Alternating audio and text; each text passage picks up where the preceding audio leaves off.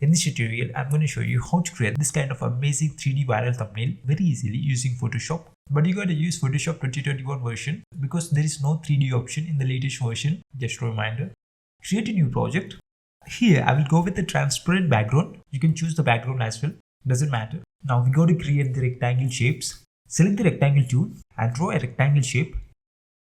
And then choose the fill color according to your choice. And then make a copy of it and position it aside with the help of move tool.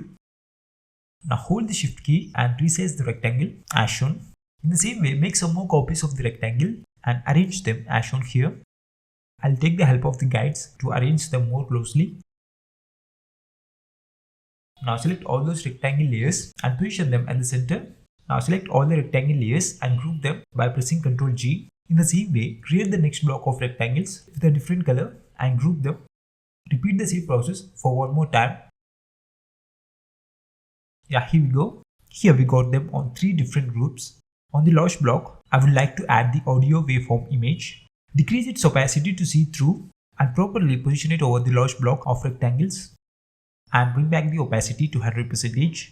Now we need to add the clipping mask effect. To do so, hold the Alt key and come between these 2 layers. And right when you see this clipping mask arrow icon, just give a click. So that creates a clipping mask effect. And then change the blending mode to soft light. Now we gotta save each block separately. Hide the group 2 and 3 layers and export the image. And do the same for second and third blocks as well.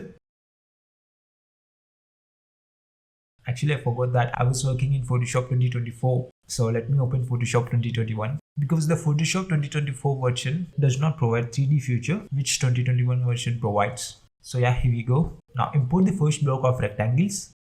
Go to 3D menu and click on new 3D extrusion from selected layer and adjust the extrusion depth according to your choice. Here turn off these cast shadows and here select these 4 layers and go to base color and choose the darker side of that color. And now import the other block of rectangles as well. And do the same, go to 3D and click on new 3D extrusion from selected layers and adjust the extrusion depth as same as of the previous one. Do the same. Now yeah, select these 4 layers and go to base color and pick the color and choose the darker tone of that color. Import the third block as well and repeat the same.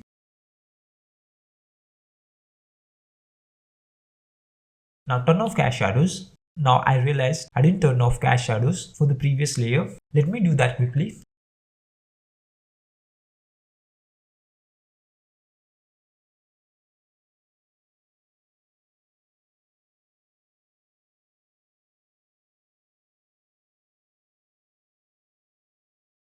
Yeah, here we go, it's done. But here I feel like the extrusion depth needs to be increased a bit more.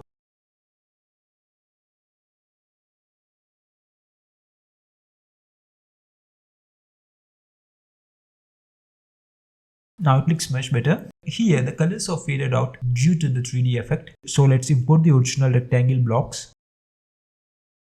Now we need to apply some effects like bevel and inner shadows. So yeah, for that, double click on the layer to open the layer style panel. Enable bevel and emboss. And for now, let's keep the default settings. Enable the inner shadow, inner glow and satin as well.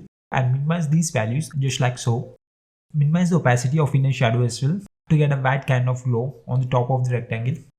Yeah, it looks good. Now let's apply this layer style on 2 other layers. Right click and click on copy layer style and now paste it over other 2 layers. The inner glow effect is too harsh on this layer. So let's minimize the opacity and other adjustments as shown. And also adjust the depth of bevel and emboss according to your choice. And also decrease the softness to get that sharp edges. Yeah, that's perfect. Now select all the layers and press Ctrl E to merge them. And let's add the rectangle effects box over these rectangle shapes to make it look more real and attract you at the same time. Duplicate the layer and place it over the rectangle layers as shown. Now select all these layers and press Ctrl E to merge them. Get the rules by pressing Ctrl R and create 2 guides as shown, one at the top and one at the bottom. Now with the image layer selected, go to edit menu and go to transform properties and select warp. So that gives 2 handles on each side. With the help of these handles, you can warp the rectangle as shown to get that 3D kind of blend effect.